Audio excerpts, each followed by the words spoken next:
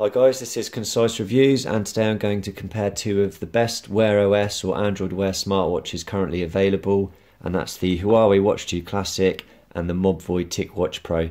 Now there's a lot of similar features which make these both great watches, but for me there's some key differences that set one of them apart.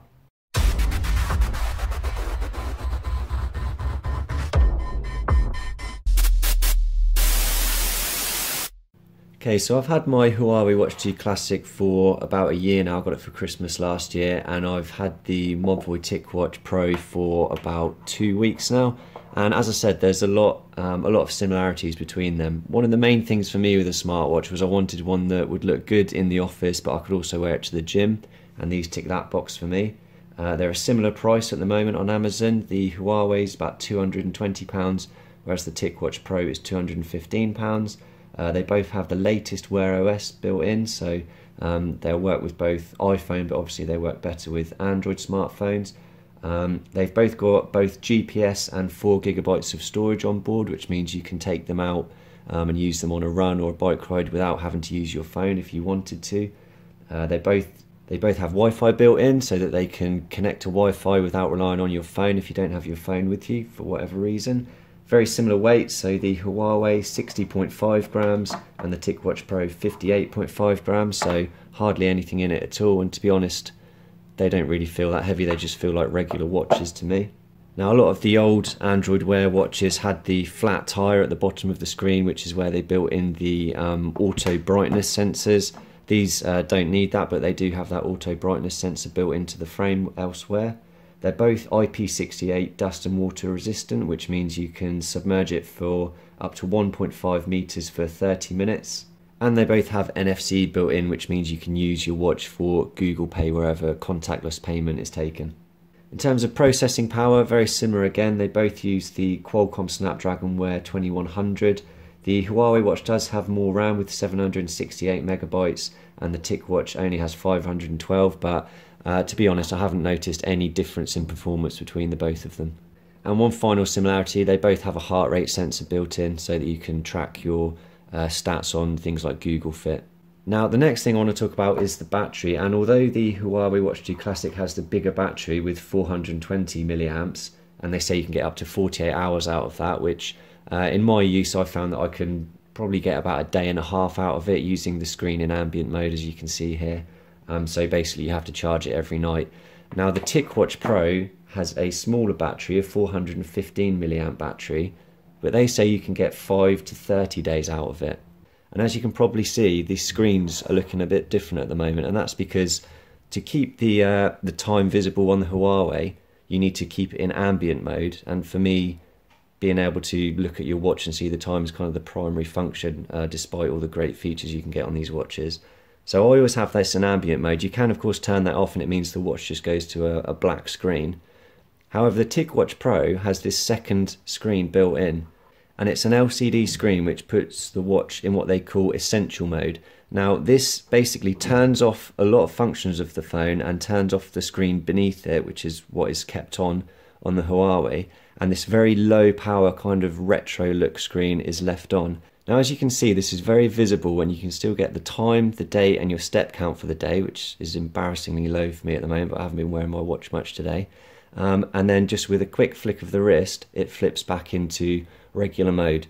Also, being in essential mode, it doesn't cut you getting notifications. You still get a small vibration on your wrist, and then just flicking it up will reveal this normal display, and you can just drag up from the bottom to get your normal notifications as normal.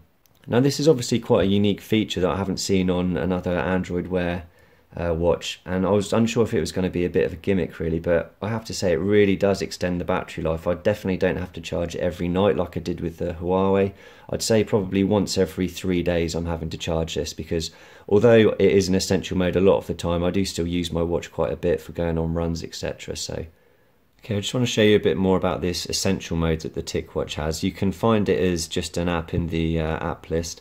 If you tap into it, it brings you up a couple of easy to use options. So there's a button there which you can just use to switch straight to essential mode if you push that, and then it gives you some detail there. So switching to essential mode greatly extends your battery life. Press and hold down the power key until the booting screen appears to quit. So if you want to, you put your phone into essential mode all the time without notifications, without being able to get into the normal functionalities of the watch, which is great. Say if you were going away for a week, or if you were traveling and you didn't have your charger, you can do that, and it just saves a hell of a lot of battery, and it will boot then. And as you can see, if you then push the normal function button to go into the apps, it won't work, but you get those sort of basic watch functions. It does still have a heart rate sensor, so if you push this button, it will log your heart rate sensor. You can see the icon going there, and then to get out of this mode, you can simply hold down that button, and then it will start to reboot after about 5 seconds. Okay, so going back to the essential mode app and settings on the phone, that's the one that we've just done. The next screen gives you this auto switch function, which basically puts your watch into essential mode when it hits a certain battery power point. So if we turn that on, it gives you options to do this at 20 right down to 5%. I'm going to do it at 20% because if my watch gets that low, I want it to be saved a bit. And then the next screen is just a bit more detail, pretty much everything that I've just explained. You can probably see that the TicWatch Pro does have quite a significantly bigger screen than the Watch 2 Classic. Now, I was unsure if this watch was going to be too bulky for me, but as you can see, if I just put it on my wrist quickly, I certainly don't have big wrists, but it feels really comfortable and doesn't really feel too much different from when I was wearing the Huawei, to be honest. It is a little bit bigger, so it's down to your personal preference. In terms of height of it, because all of these smartwatches sort of dip down gradually, even down to the bit with the heart rate sensor on, I've compared them and there really doesn't seem to be much difference in the height of them, so it's just the diameter really. But what that does give you with the TicWatch Pro, now of course what this does give you with the TicWatch is a much bigger screen. They both have AMOLED screens. The Huawei's is a 1.2 inch diameter, the TicWatch is a 1.39 inch diameter, and it has a higher pixels per inch with 407 compared to 326 for the Huawei. And while the numbers don't really sound like it gives you that much difference, just the usability is so much better with the TicWatch. So if you go into your apps, you can see you can fit a lot more on the screen, and there's just more sort of real estate to play with. It just makes using the watch, so much easier. Navigating through the settings. See, I've missed it a couple of times with the Huawei, which you just don't seem to do as much with the TicWatch. And I don't think that's down to screen sensitivity or quality. I think it's just the size of the screen. And of course, the bigger screen makes reading notifications, etc. much easier, and just using the watch in general a more pleasurable experience, I'd say. Okay, another thing that I really like about the TicWatch Pro is the strap. Now, when I bought the Huawei Watch 2 Classic, I know there's a sport version available, but I did plan to use this one for when I'm going on runs and in the gym, etc., because I felt that the sport one just looked too much like a sport watch and it wouldn't be something that I'd want to wear casually or around the office. So I felt that the Huawei Watch 2 Classic had all the features I needed: GPS, storage built in, heart rate sensor, but the biggest problem was the watch strap. It's a leather watch strap which looks great and feels really comfortable, but using it for sport, even just having the watch a week, 2 weeks, it was starting to stink. So I basically had to wash the strap constantly, and as you can see, it's worn away. The extra little loop thing here which holds the strap in place broke off.